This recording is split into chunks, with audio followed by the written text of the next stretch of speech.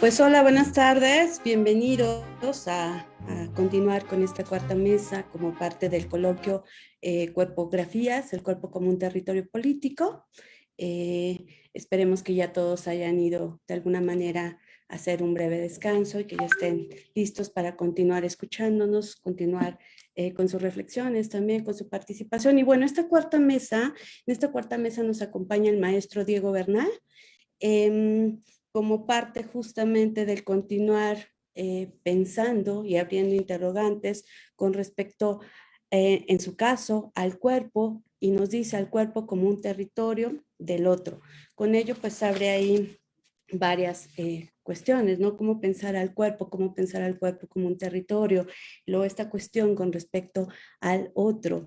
Sin duda, por ahí, bueno, Nancy dice que el cuerpo nunca está vacío, que el cuerpo está lleno de otros, y es cierto, ¿no? Lleno de trazas, de trozos, de las historias que nos van constituyendo subjetivamente. Y bueno, también por otro lado, efectivamente por ello, pues el cuerpo, siguiendo este mismo autor, pues también señala que es el producto más tardío, el más largamente decantado, y si pensamos que lo pensamos como un territorio, pues de alguna manera también habría que pensarlo como eso alterado, alterado en el sentido de alteridad, ¿no? De ir al encuentro de algo totalmente otro. Si pensamos también ello como lo propone el maestro, que ahorita lo escucharemos, ir al encuentro o a esto que se llama ir a la investigación del otro, estaremos pensando justamente un encuentro con eso totalmente alterno, de lo que seguramente más que llevar un saber es ir a encontrarse con la producción de saberes, me parece. Y bueno, un poco para dar comienzo, daré lectura a la semblanza del maestro para conocerlo un poco más.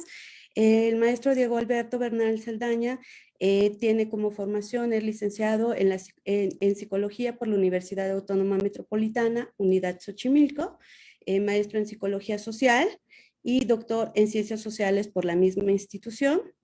Como experiencia laboral ha sido acompañante terapéutico, docente a nivel licenciatura, docente también en la formación de psicoanálisis del Centro de Estudios Contemporáneos y es practicante del psicoanálisis. Algunos de sus artículos que nos comparte es Reflexiones metodológicas del estudio de las subjetividades, publicado en Cuadernos del DEC, Departamento de Educación y Comunicación de la UAM Xochimilco en el 2018. Un artículo más es La angustia, su acústica y su negatividad política en revista Desde el Jardín de Freud, número 20, de la Universidad Nacional de Colombia, en enero del 2020, y El pirata y el psicoanalista, apuntes éticos y políticos sobre la locura en política y violencia, aproximaciones desde la psicología social, editorial Terracota, noviembre 2020. Adelante, maestro. Sin más decir de mi parte, pues lo escuchamos. Muchísimas gracias, Delia. Gracias por el preámbulo, porque nos va a permitir desde ahora ya ir abriendo vías de reflexión, ¿no?, en lo que nos compete en esta jornada de trabajo que es el cuerpo, ¿no? Como vértice de la reflexión, bueno, sin lugar a dudas, desprende una multiplicidad de referencias. Yo trabajaré algunas, ¿no?, bajo el modelo, sí, como bien decía Delia, de el investigador y el enigma. Ahora voy a eso. Antes de comenzar, me gustaría agradecer y puntualizar el encuentro y el vínculo entre el SEC y la Universidad de San Buenaventura, allá en Medellín. Muchísimas gracias a todos ustedes por escucharnos, por el encuentro, por el espacio reflexivo, por el trabajo que se hace tras bambalinas, ¿no?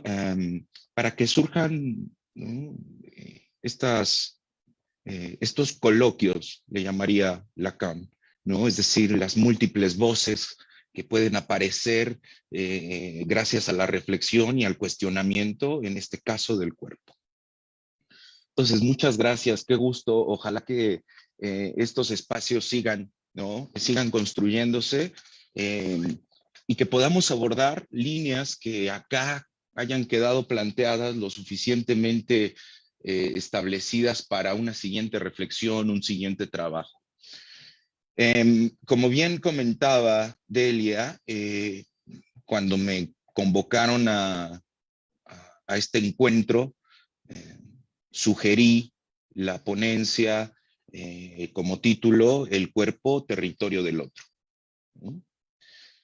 Todo esto, como les digo, por medio del vínculo del investigador con el enigma, ¿no? Y ahora voy a eso. Tenemos tres conceptos importantes. No puedo decir tres porque, bueno, luego les digo por qué no puedo decir tres con esta mano, pero tres conceptos importantes. El cuerpo, el territorio y el otro. Ya con eso tenemos para aventarnos en un océano medio delirante, intenso, profundo, en donde nuestros instrumentos son superados, ¿no?, por la densidad de la profundidad, de la presión, ¿no? Eh, un primer concepto va a ser el cuerpo, ¿vale? Vamos un poco a reflexionar y a trazar qué onda con el cuerpo. Si bien yo les decía que esta reflexión sobre el cuerpo nace de la investigación actual que estoy llevando, tengo que mencionarles un poco y darles el contexto de la investigación para poder entender estos tres conceptos y trabajarlos. Esta investigación en la que me propongo incita a pensar la relación entre enigma e investigador. No hay uno sin el otro. Entiéndase esta frase de uno sin el otro en dos sentidos. Que no puede existir enigma sin investigador y no hay investigador sin enigma, pero también que ninguno de estos dos puede asirse como concepto, como función, ¿no?, sin el otro, ¿vale? Se trata de un interrogante. ¿Quién es el otro? ¿Dónde está? ¿No? Está en el exterior. Habrá que preguntarlo. Esta reflexión sobre el vínculo enigma-investigador nace de un cuento muy popular, muy bonito, de Edgar Allan Poe y los crímenes de la calle Morgue. Ahí Edgar Allan Poe lo que nos dice es: el investigador se dedica con pasión a escudriñar enigmas, ¿no?, a desentrañar los enigmas. Es decir, esta clave que nos da Poe para el deseo de investigar, ¿no?, lo que hace un investigador, y sobre todo los que estamos en el ámbito académico, en el ámbito de la docencia, en el ámbito del psicoanálisis, de las ciencias sociales y de la filosofía. La investigación es parte de nuestra formación, de nuestro quehacer, vamos a decirlo así.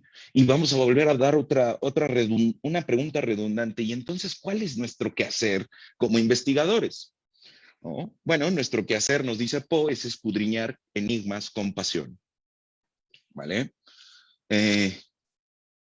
Por supuesto que cuando como investigadores vamos en búsqueda eh, eh, de ese enigma, ponemos el cuerpo. La antropología, el psicoanálisis, las ciencias sociales nos enseñan que una investigación se dirige hacia los otros y que en esas investigaciones hay que poner el cuerpo, digamos, acompañar el proceso, ¿no? Poner el cuerpo al enigma.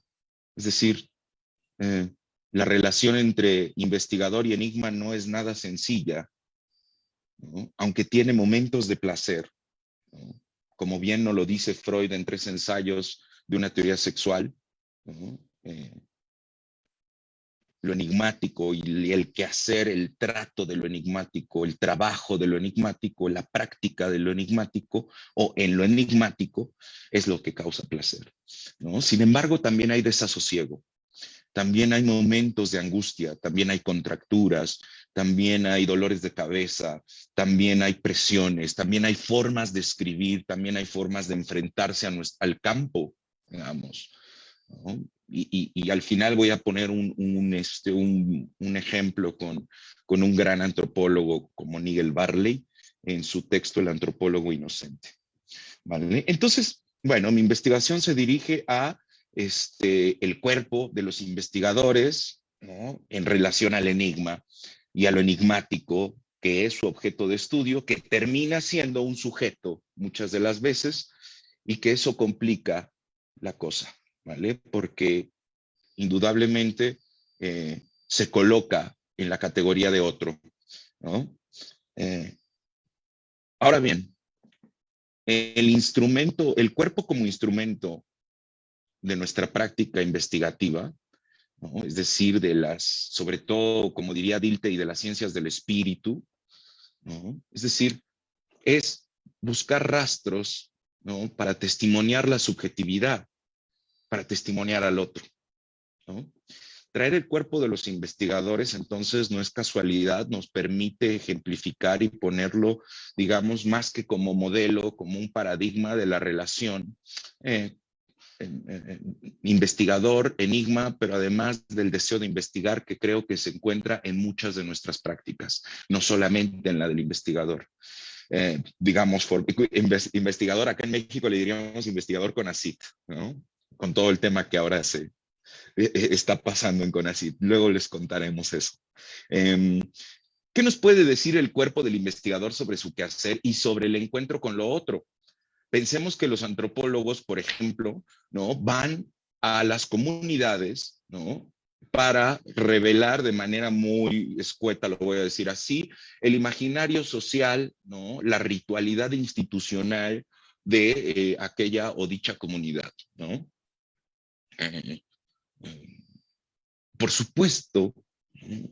Que el cuerpo forma parte del proceso investigativo. Es un cuerpo cognoscente que se apuntala con el alma, además, ¿no? Preguntarnos sobre el cuerpo, por supuesto, del investigador, lo hace irreductible a procesos biológicos, ¿no? Preguntarnos sobre el cuerpo, entonces, ¿no? Ya requiere haber dejado de lado los procesos biológicos para ponernos a preguntar los procesos simbólicos, ¿no? El lenguaje, la potencia, los síntomas, la memoria, la acción, ¿no? Ese asidero, vamos a decirlo así. Sin lugar a dudas, el cuerpo como vértice de la reflexión, les decía yo, atraviesa múltiples ámbitos, dimensiones, genealogías. Podemos pensarlo desde el endometrio como el órgano más importante de nuestro cuerpo, que hace de Bichat el padre de la medicina científica, y que Foucault va a trabajar, por ejemplo, en el nacimiento de la clínica, hasta los tatuajes, las escarificaciones y las circuncisiones en los cuerpos, ¿no? Puntualmente, lo voy a decir así como spoiler, los cuerpos doguayos, que más adelante les voy a hablar, relata Nigel Barley.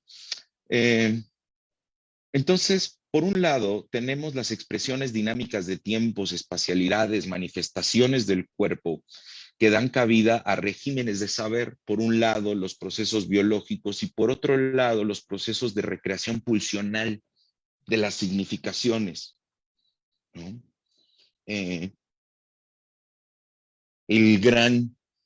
La gran contribución de Freud, por ejemplo, en el tema del cuerpo y del dualismo ontológico, es trabajado de manera sucinta en su texto Tratamiento psíquico, tratamiento del alma, en donde habla del apuntalamiento, ¿no? Y más adelante, en su texto de 1915, Pulsiones y destinos de la pulsión, y esa va a ser su resolución a la pregunta del dualismo ontológico de Descartes, al monismo ontológico de Spinoza, y el paralelismo concomitante de Hewlett Jackson.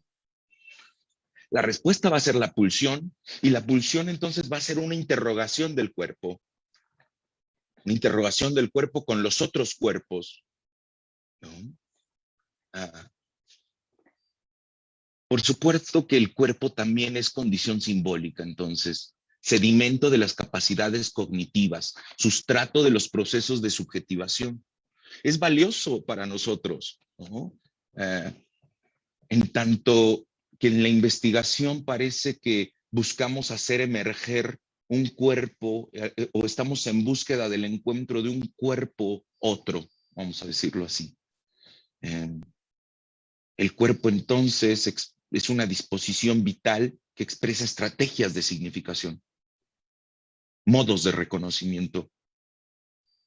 Esta experiencia no se va a reducir entonces a los procesos orgánicos, sino al modelamiento de la carne, es decir, del cuerpo, por la dinámica vincular con los otros. Fíjense qué importante, porque lo que estamos proponiendo entonces, bajo esta mirada hacia el investigador y su enigma, lo que nos dice, ¿no?, el cuerpo del investigador entonces es que el cuerpo está modelado por la incidencia de la dinámica de los otros, ¿no? Desde los aspectos, por ejemplo, más llevados de la psicología social, como el análisis institucional, diríamos, es la institución la que modela, ¿no?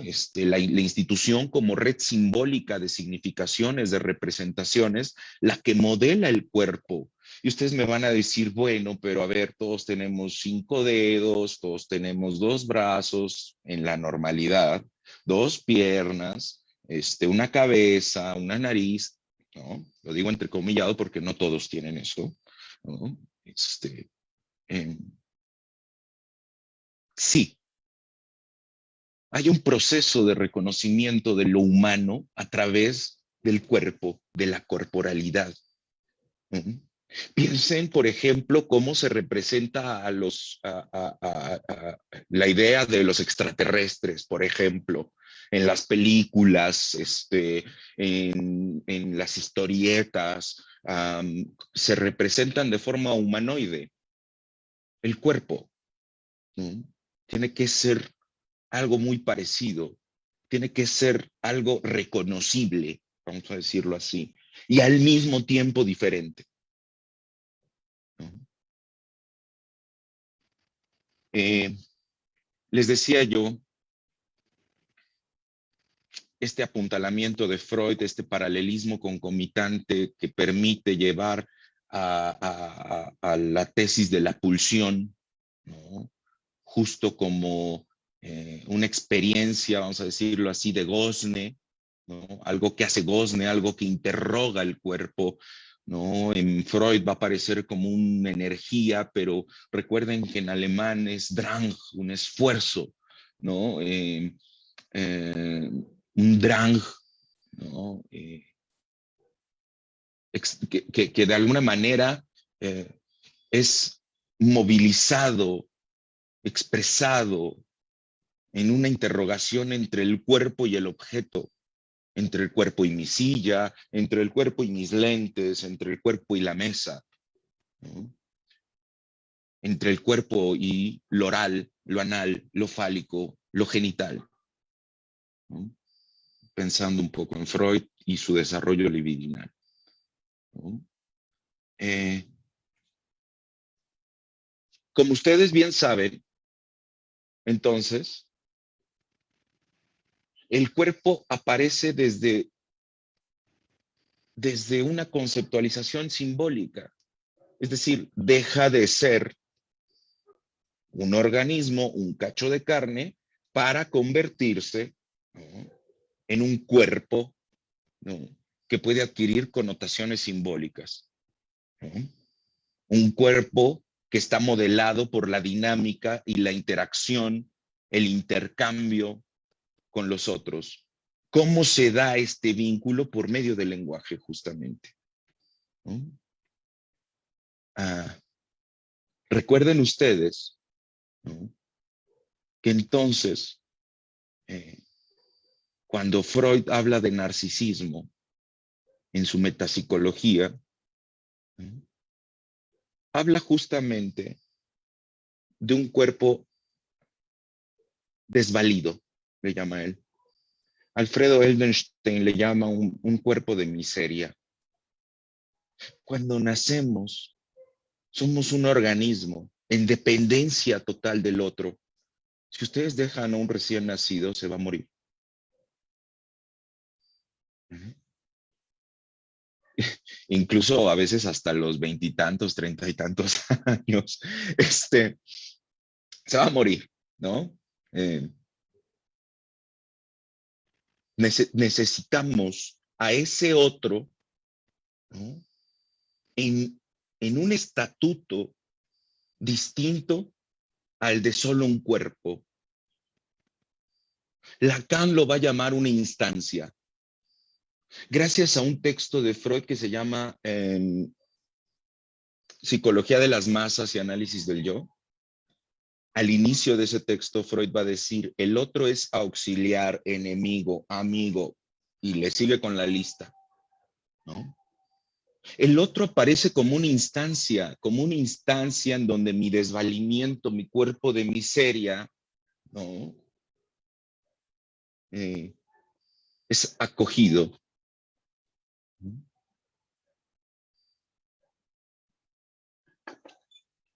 Ahora sí, vamos al territorio. Tenemos que nuestro primer concepto es el cuerpo. Y el cuerpo, ya dijimos, tiene una condición de apuntalamiento, ¿no?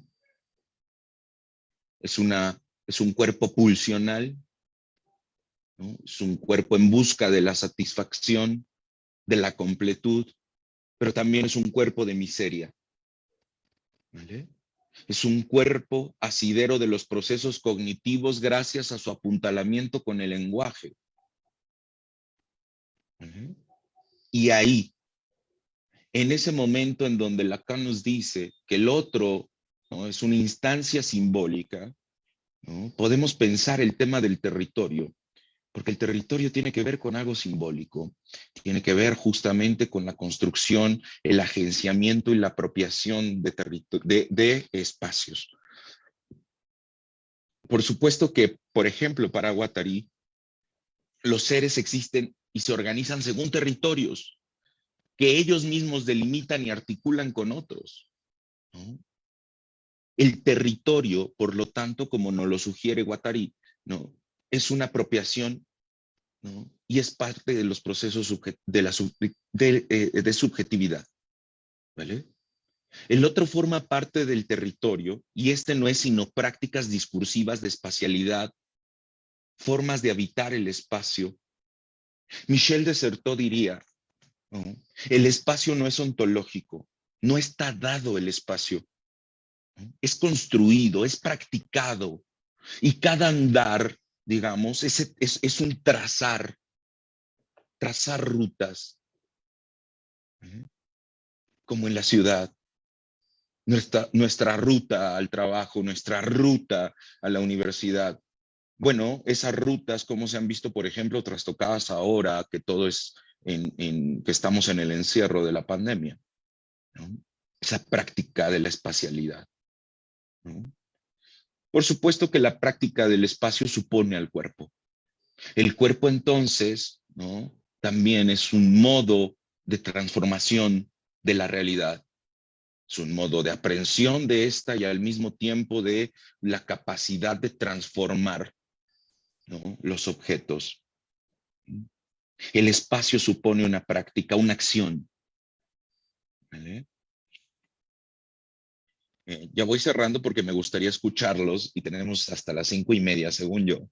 Entonces, dar unos 15 minutos, unos 10 minutos para que nos escuchemos, ¿no? Me falta un concepto y lo de Nigel Barley. El otro. ¿Quién es el otro? ¿Qué es el otro? Hay un punto, nos advierte Lacan, de lo simbólico que no alcanza, que no puede ser aprendido con H, que no puede ser capturado, tomado. A eso le llama lo real, ¿no? No nos vamos a meter con lo real, ¿vale? Les voy a proponer una visión un poco más freudiana, si ustedes quieren verlo así, aunque yo diría que es un poco lo mismo, pero sin el lenguaje lacaniano, ¿vale? El otro entonces es un enigma. lo otro. El otro, si es sujeto, tiene la capacidad de acción, tiene la capacidad de moverse, de pensar, de tomar y de dar sentido, cosa que una rata de laboratorio, una bacteria, el COVID, por ejemplo, no tiene, ¿no? El otro aparece en su dimensión enigmática, y cuando hablamos de enigma, entonces decimos es un saber que lide toda la verdad, que no puede ser aprendido por el saber, el enigma. No es un acertijo que se pueda resolver. Más bien aparece del orden de lo que Freud va a llamar lo unercante, lo no conocido, el ombligo del sueño. Ahí en donde la represión primaria aparece, es decir, algo del orden de lo insondable, así como el mar profundo. Nuestras investigaciones, cuando se dirigen al otro, ¿no?, son insondables, porque el otro es un enigma. El otro no aparece con claridad. ¿Quién nos enseña cómo el otro no aparece con claridad? Todas las investigaciones en ciencias sociales. Ellos son los que nos testimonian que el otro no es del todo claro. Que el otro aparece en su dimensión enigmática. Ninguna tesis, por así decirlo, puede estar cerrada. Ninguna tesis puede decir determinantemente quién es el otro. Pueden utilizar categorías, por supuesto, ¿no? Categorías a veces poco éticas, ¿no? Categorías que envuelven discursos de poder, discursos de explotación, discursos de violencia, ¿no? Discursos de discriminación y de racismo, ¿no?, bajo conceptos teóricos incluso, ¿no? Pero la idea es que si nosotros tenemos al otro como enigma en ese estatuto, ¿no?, tal vez podemos, ¿no?, brindar más coordenadas sobre los procesos investigativos y su relación con el cuerpo, ¿no? Vamos a ver cómo. Entonces, el cuerpo aparece como territorio del otro, ¿vale? Lo digo rápidamente porque ya se está acabando esto. Nigel Barley tiene un texto que se llama El antropólogo inocente, ¿no? Él, hagan de cuenta que escribe a la Bukowski, ¿vale? Es un investigador muy bueno, pero que escribe a la Bukowski, ¿no? Y aparece con mucha desparpajo, con mucho desparpajo hablando de la investigación, ¿no? Él propone que uno de nuestros semblantes como investigadores es el de idiota inofensivo, ¿no? El que propone una disponibilidad y generosidad, aunque de manera irónica, pero que es bastante precisa, ¿no?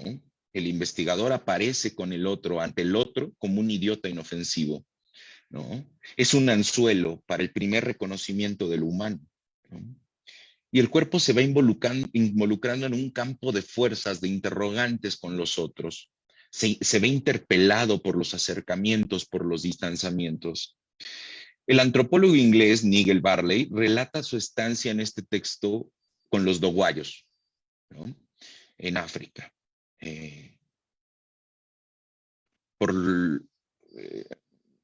Nos va relatando, digamos, desde que pide las becas, pide los apoyos, y cómo de manera inocente va y firma en los bancos sin darse cuenta que, bueno, en realidad ser investigador no está nada bien remunerado para él, le salen complicaciones. Pero lo primero que nos relata es justamente cómo la va haciendo de factotum en la comunidad, ¿no? Y hace uso del cuerpo para inmiscuirse en la cotidianidad doguaya, va y cultiva y va y trabaja con los árboles en la casa, etcétera. Esta interacción abre la dimensión de una disponibilidad del vínculo, por supuesto, y es a través del cuerpo. Pero los efectos de la investigación se empiezan a ver. Nos dice Barley, me encontré débil y terriblemente solo, ¿vale? Después nos vuelve a decir, había perdido 18 kilos, mi piel había adquirido un color marrón y tenía los globos oculares de un tono amarillo fuerte. Es decir, la experiencia de Barley, ¿no?, nos va enseñando que para sostener la investigación él tuvo que poner el cuerpo, ¿no? Tuvo que poner el cuerpo con todo y sus consecuencias, es decir, sostener el enigma, ¿no? Sostener el, vamos a decirlo así, el punto unercante, lo insondable, llegar a ese punto insondable, ¿no? Por supuesto que tiene efectos en el cuerpo, ¿no? Por supuesto que tiene efectos, ¿no? Y por lo tanto, como diría Lacan, afectos. Claro que hay afectos en la investigación, ¿no? Y claro que hay efectos en de las investigaciones. Ya voy cerrando y les cuento el último capítulo de ese texto, ¿no? Se llama El alienígena inglés. Nigel Barley regresa de su estancia con los doguayos, ¿no? Pero se había transformado. Los estragos de las peripecias, de los avatares, de los vínculos, muestran entonces la existencia misantrópica y pusilánime. Ya es disléxico de las relaciones sociales y se vuelve, ¿no?, como un trance para él, ¿no? Es un cuerpo vapuleado por el malestar en diversas dimensiones, ¿no? Y ya no le permite reencontrarse con lo familiar.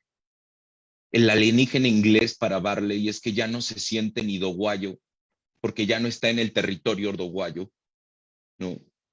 Pero parece que el territorio doguayo, ¿no?, se inmiscuyó en el cuerpo como cuando alguien se hace un tatuaje y se escribe el nombre de otra persona, ¿no? Cuando regresa a Inglaterra, ya no es doguayo, pero tampoco ya es inglés.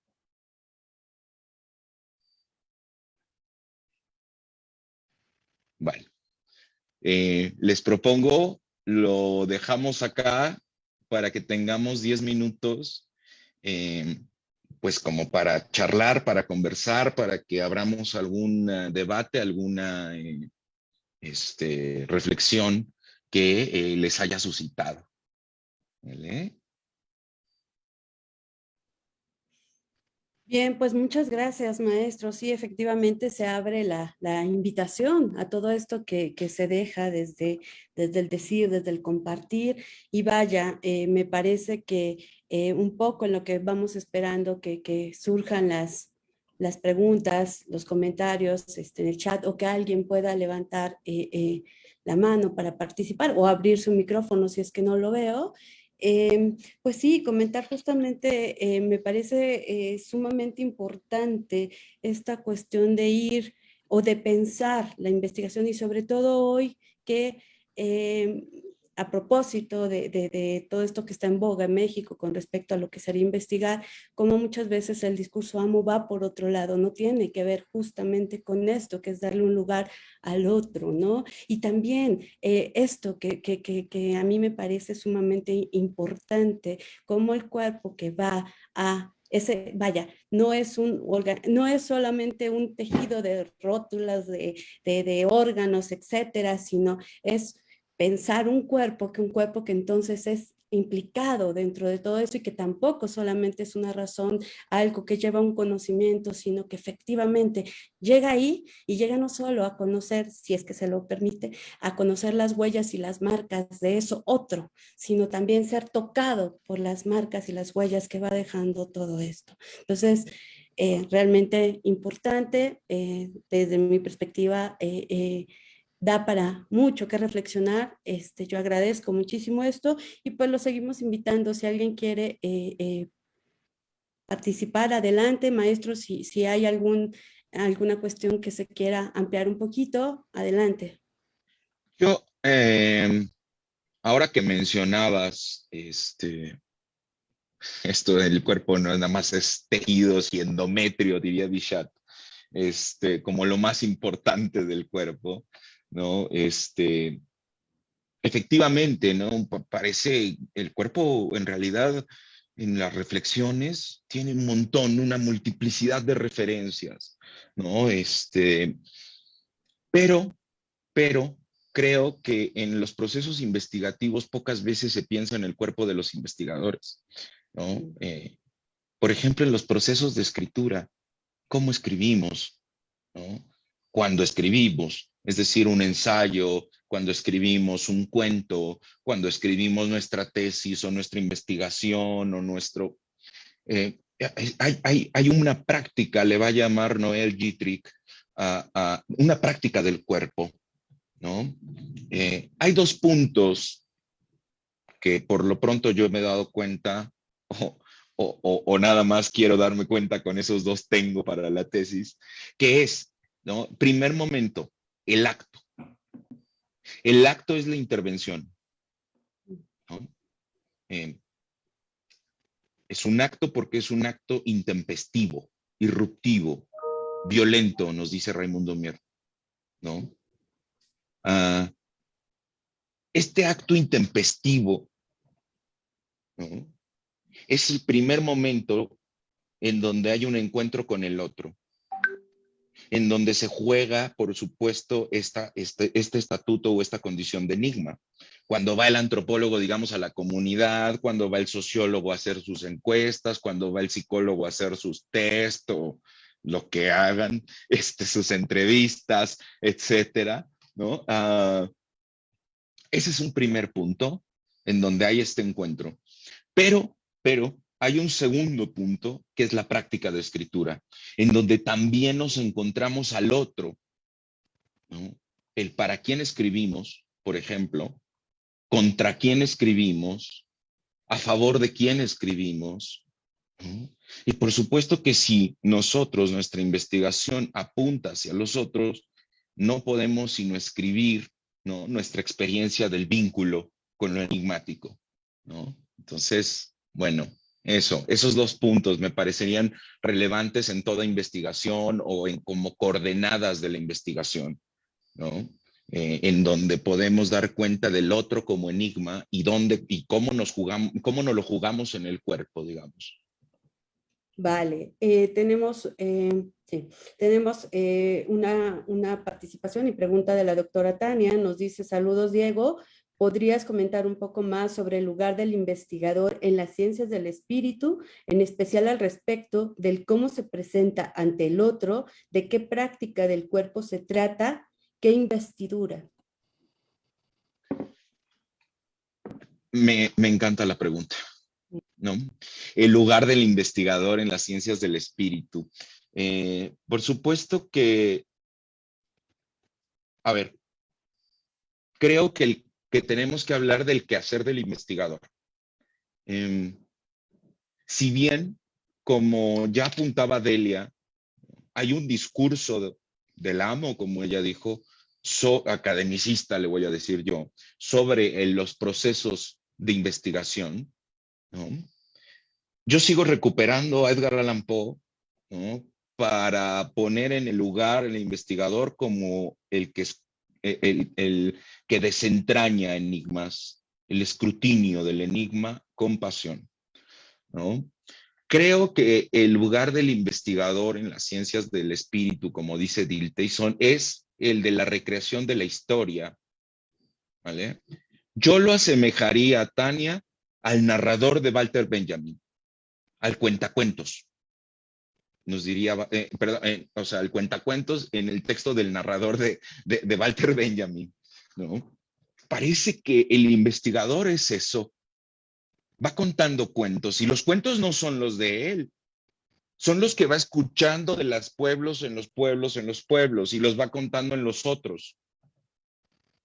Va escuchando los mitos, digamos, de la comunidad y los lleva a otra comunidad y los cuenta, ¿no? ¿Cuál es el quehacer del investigador? ¿No? Bueno, creo yo, el de hacer con el enigma, revelar el enigma, ¿no? Mostrarlo, ¿no?